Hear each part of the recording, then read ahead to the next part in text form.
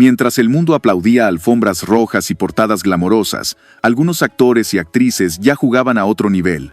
No les bastaba con conquistar, necesitaban conservar.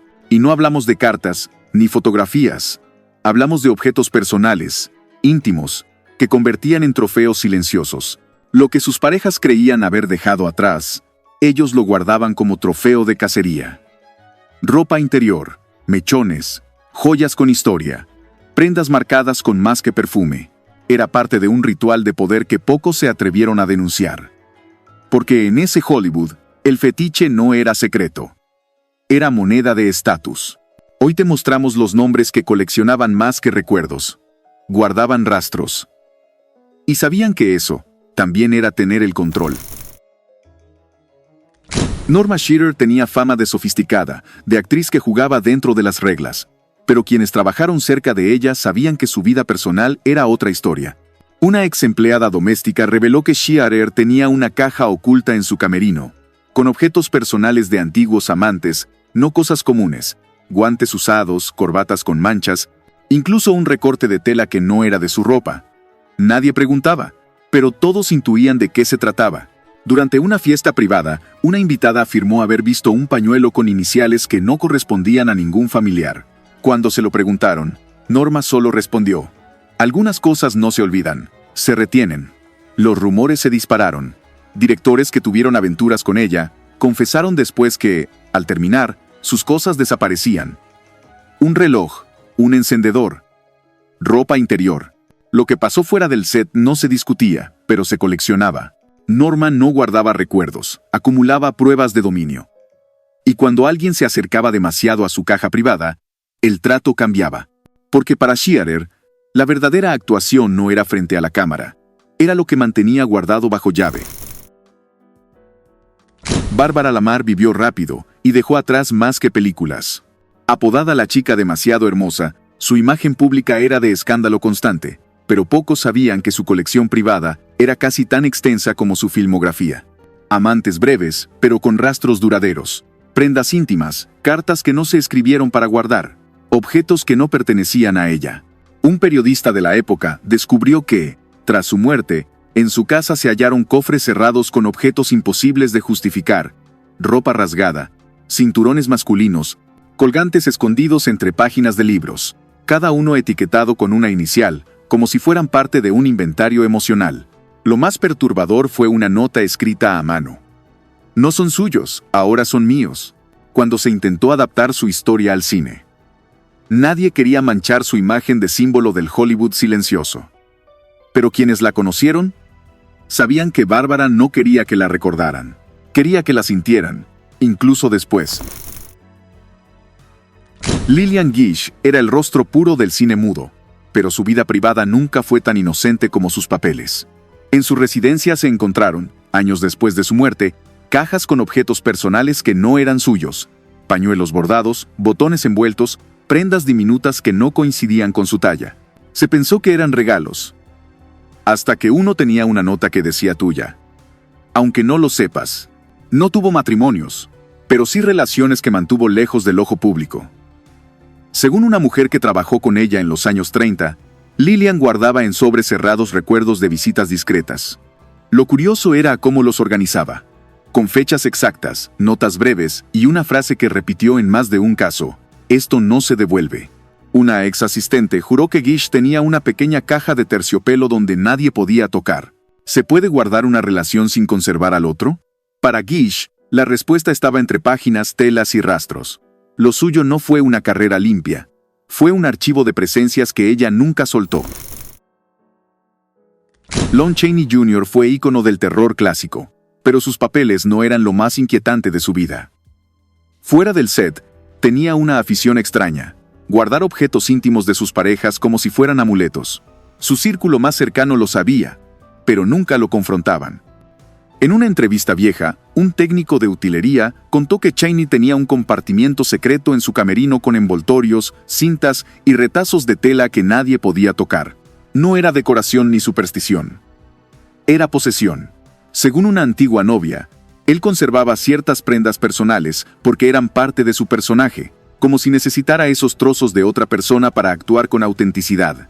Una vez, en una fiesta privada, sacó un guante femenino y lo colocó sobre la mesa diciendo: «Ella todavía está conmigo». Nadie se rió. Nadie volvió a preguntar.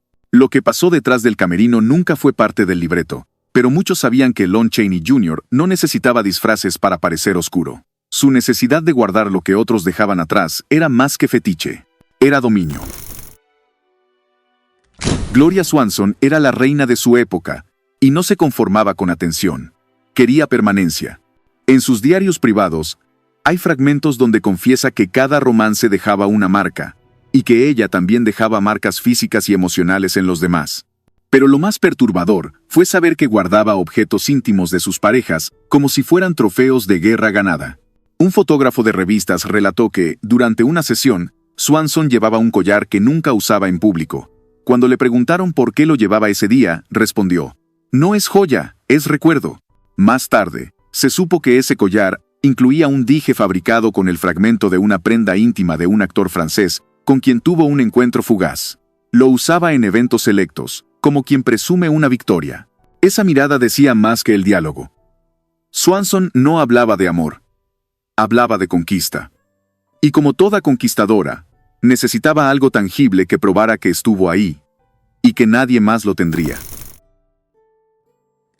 Douglas Fairbanks fue el héroe por excelencia, pero en lo privado, se comportaba como alguien que necesitaba recordar cada conquista con un objeto. Varias exparejas contaron, en cartas que luego salieron a la luz, que él pedía quedarse con cosas íntimas tras cada encuentro. Ligas, pañuelos, piezas de lencería, incluso mechones de cabello.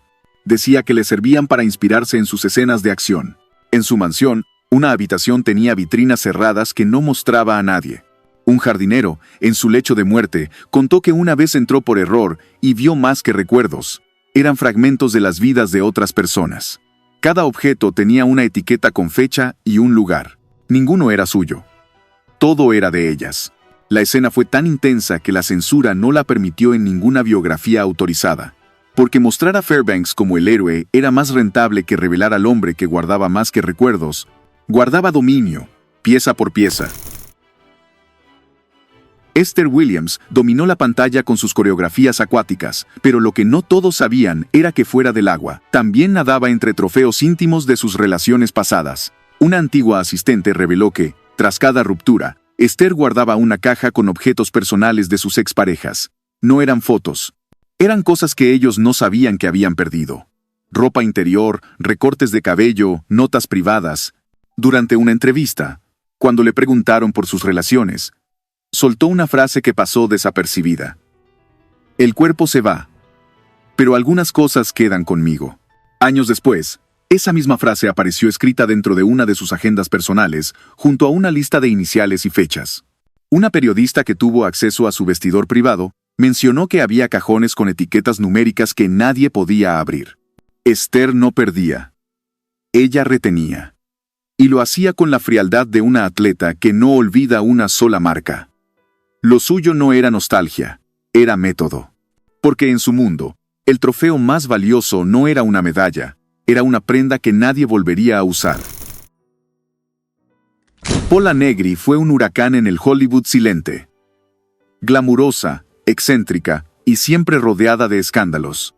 Pero detrás del maquillaje y los titulares, conservaba un archivo privado con pertenencias íntimas de sus amantes. No lo escondía.